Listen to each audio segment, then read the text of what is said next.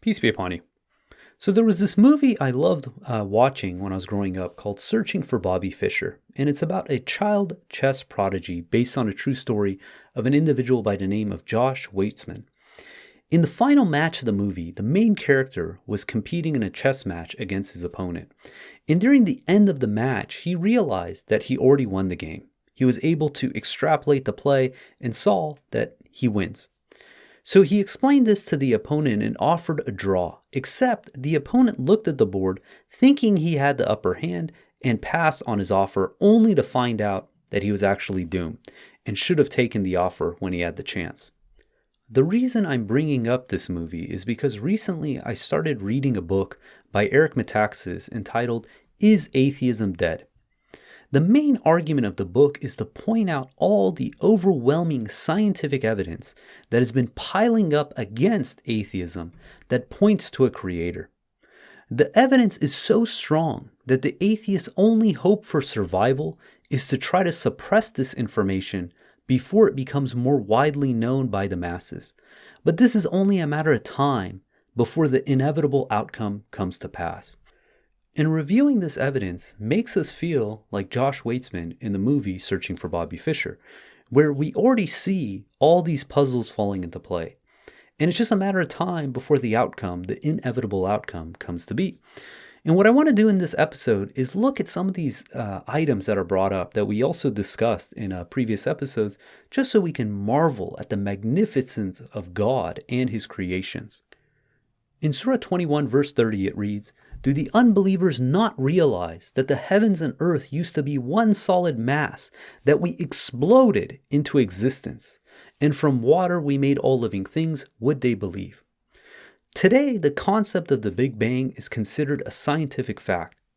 But how we came to understand this requires a series of marvelous coincidences. Earth is the only planet in the entire solar system that has the vantage point to be able to witness a perfect solar eclipse. But it's also the only planet in the entire solar system that has the intelligent life to appreciate such a marvelous event. And it's just a coincidence that the Earth, the Moon, the Sun, that the proportions are perfect, such that the Moon is 400 times smaller than the Sun, but 400 times closer, that from the vantage point of the Earth, the size of the Sun and the Moon are almost identical. And at the right time, when these cross over, the Moon perfectly blocks out the Sun, leaving only the chromosphere of the Sun. And consider that each year, the Moon's orbit shifts by about 1 inch, meaning that if we lived, take everything else equal, and we just shift the timeline of the human being by a few million years into the future or the past, these proportions wouldn't work out to the sophistication we have today. So we just happen to be living on the one planet at the exact time when we can witness a perfect solar eclipse. So what's the big deal about a perfect solar eclipse? Yeah, it's mesmerizing. Yeah, it's awe-inspiring. But it's realistically a cosmic experiment that God allows us to view, again, from this placement on this planet. That these proportions allow the Moon to perfectly block out the Sun, leaving only the chromosphere of the Sun.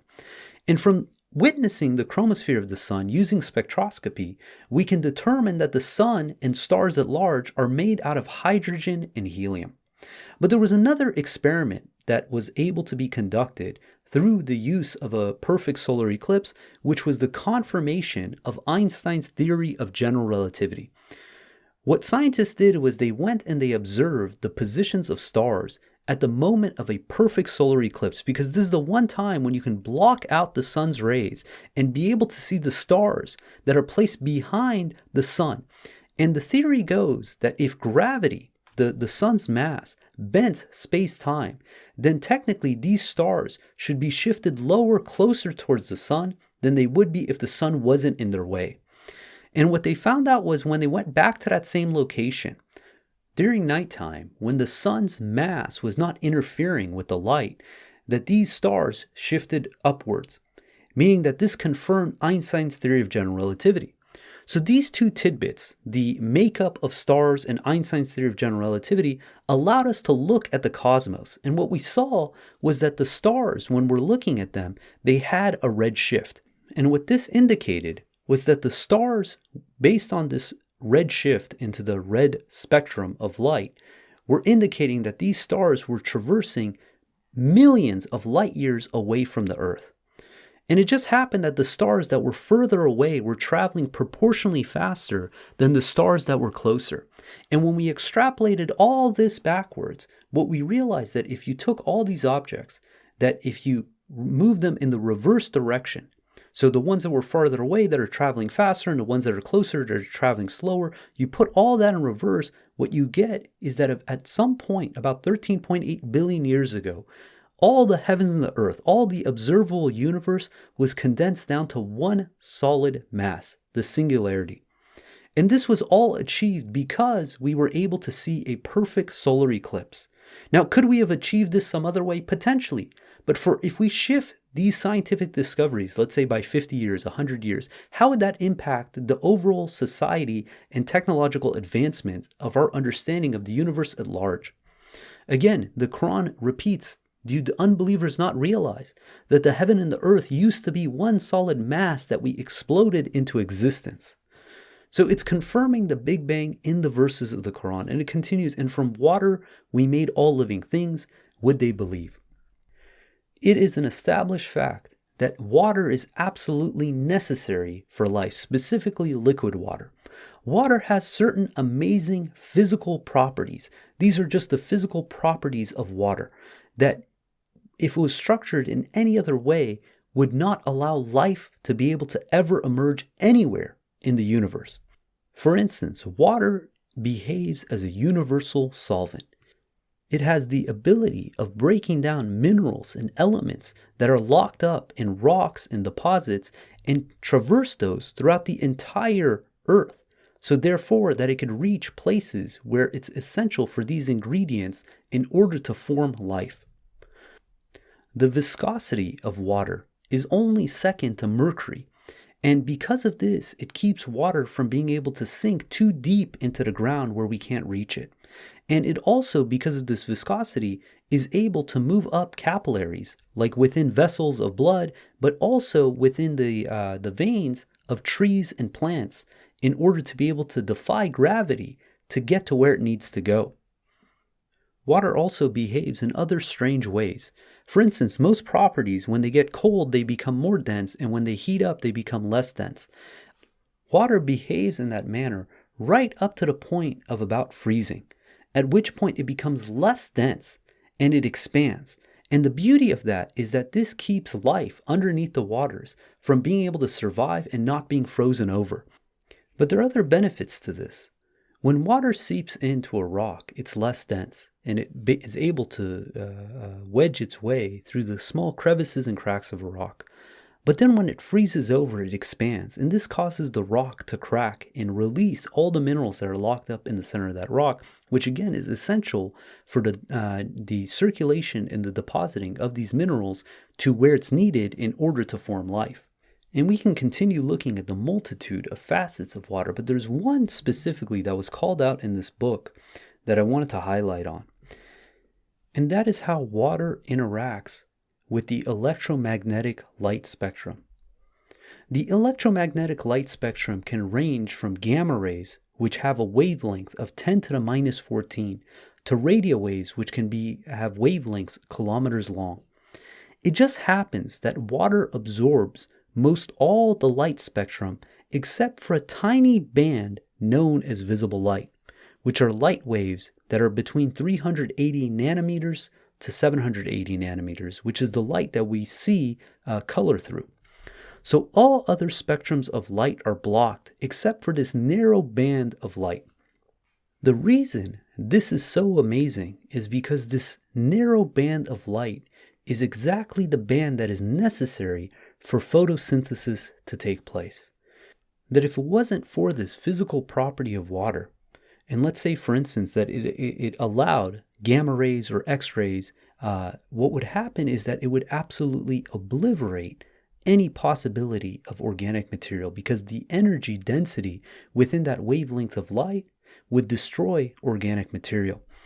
And if it blocked, let's say, the wavelengths above visible light, the wavelengths there do not possess enough energy to sustain photosynthesis.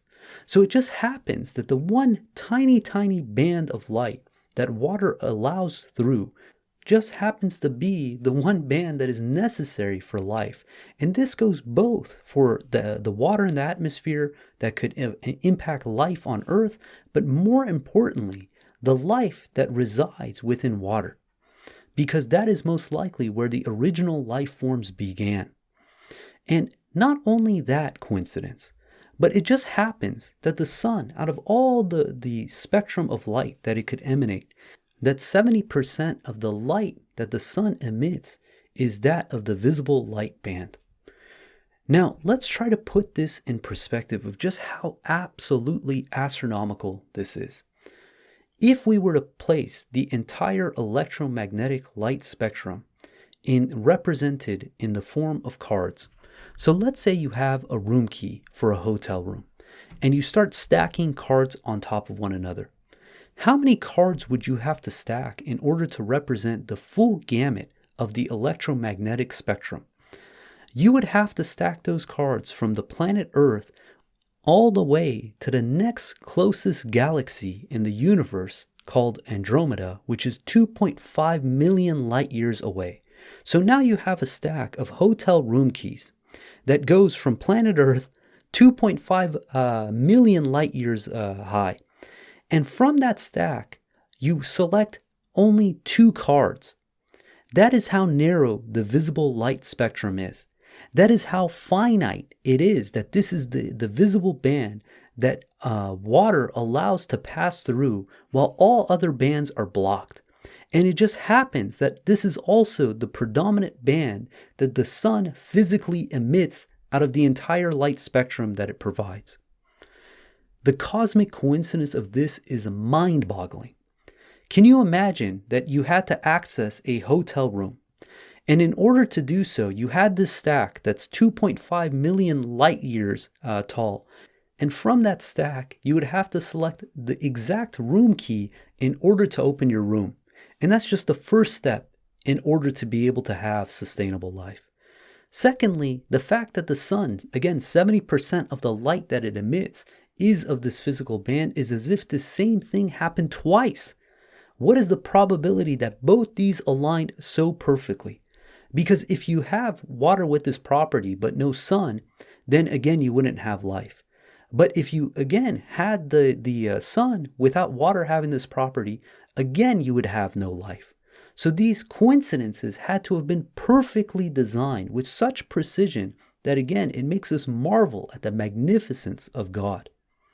And it's not just that it accepts this narrow band, but that it rejects, it absorbs the other bands that could be harmful for organic life, that it blocks out gamma rays and X-rays, because again, if these were allowed to be able to enter into our atmosphere, they could wreak havoc on life, especially early on. In Surah 21, verse 32, it reads, "And we rendered the sky a guarded ceiling, yet they are totally oblivious to all the portents therein." This fine-tuning argument is considered by many of the most prominent atheists as the most compelling evidence that there is a creator and we're here by design, that this did not happen haphazardly.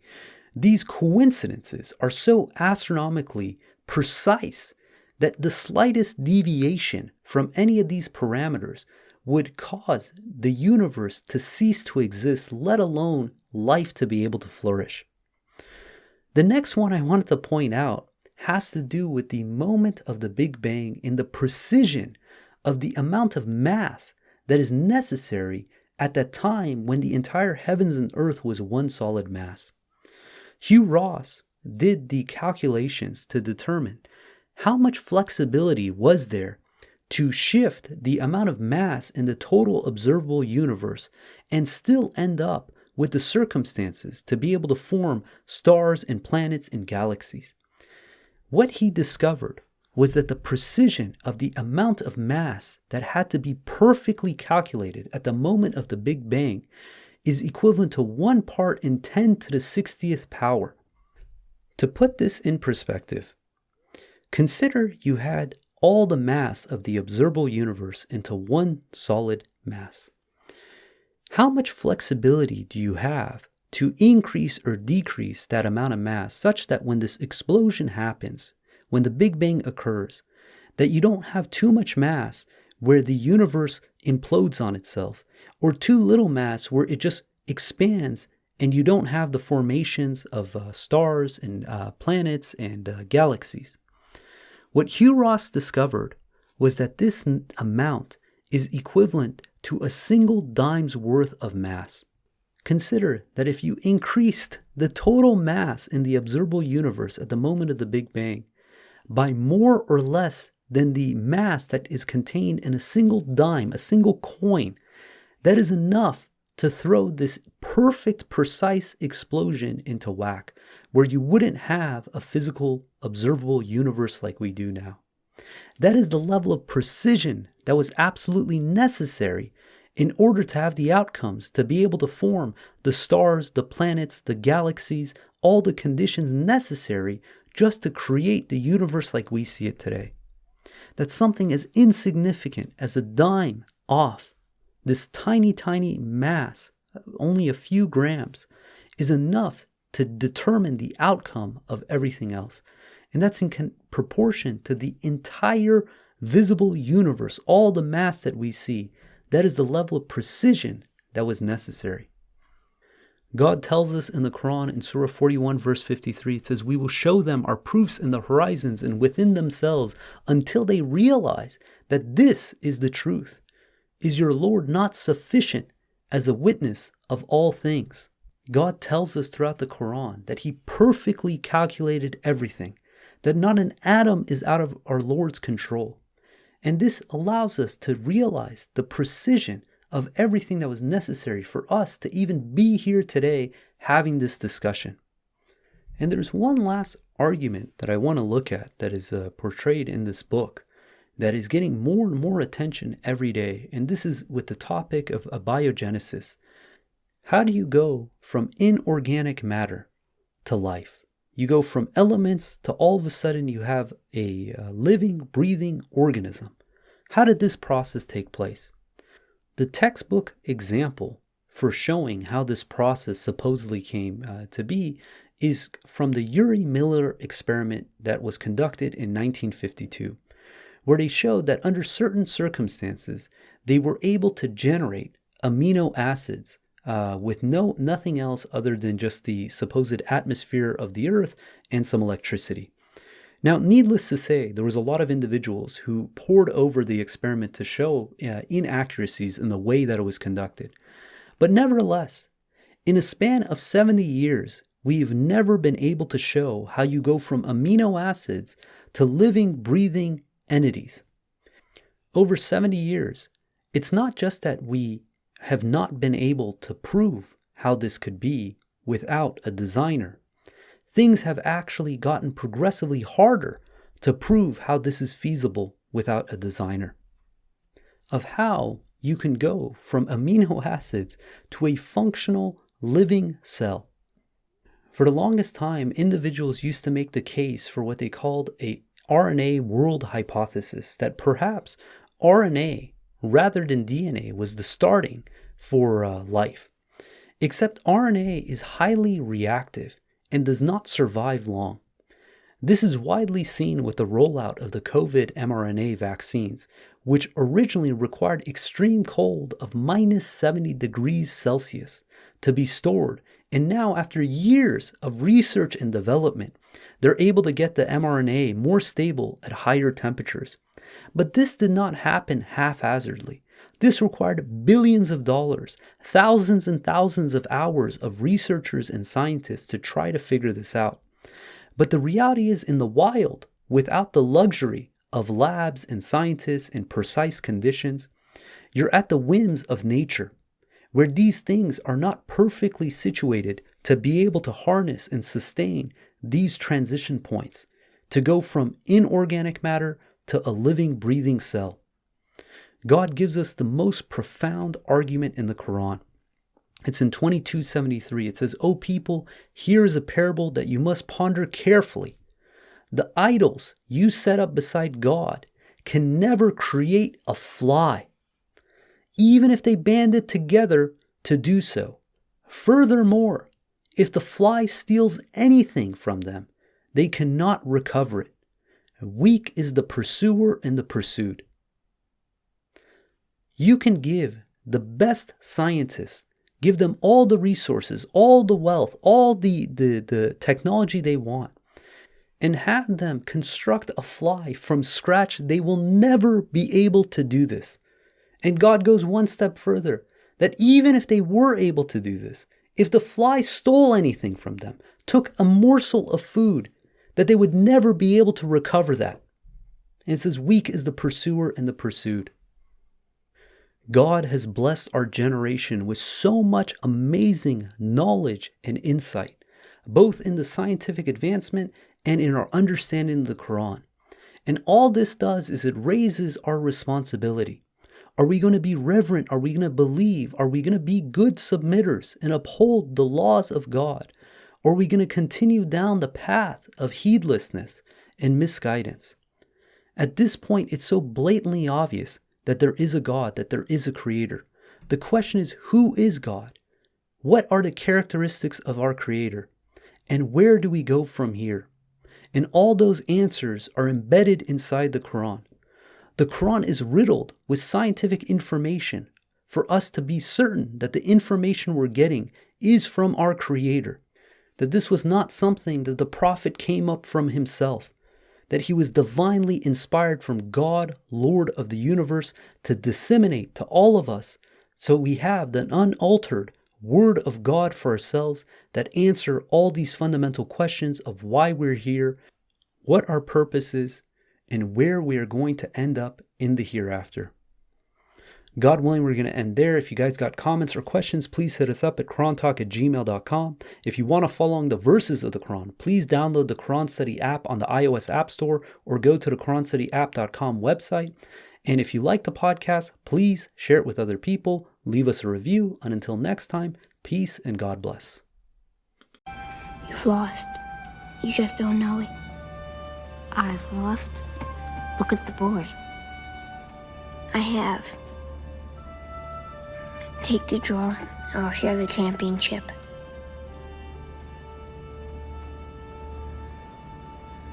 Take the draw.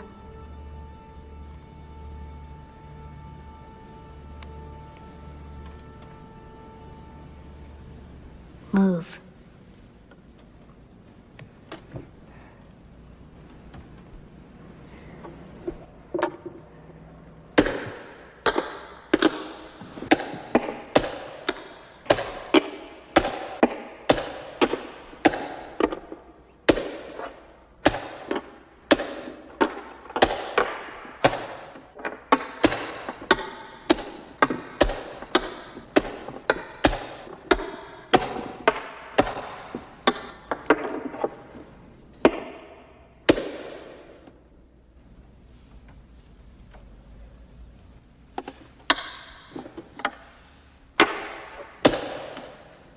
Check.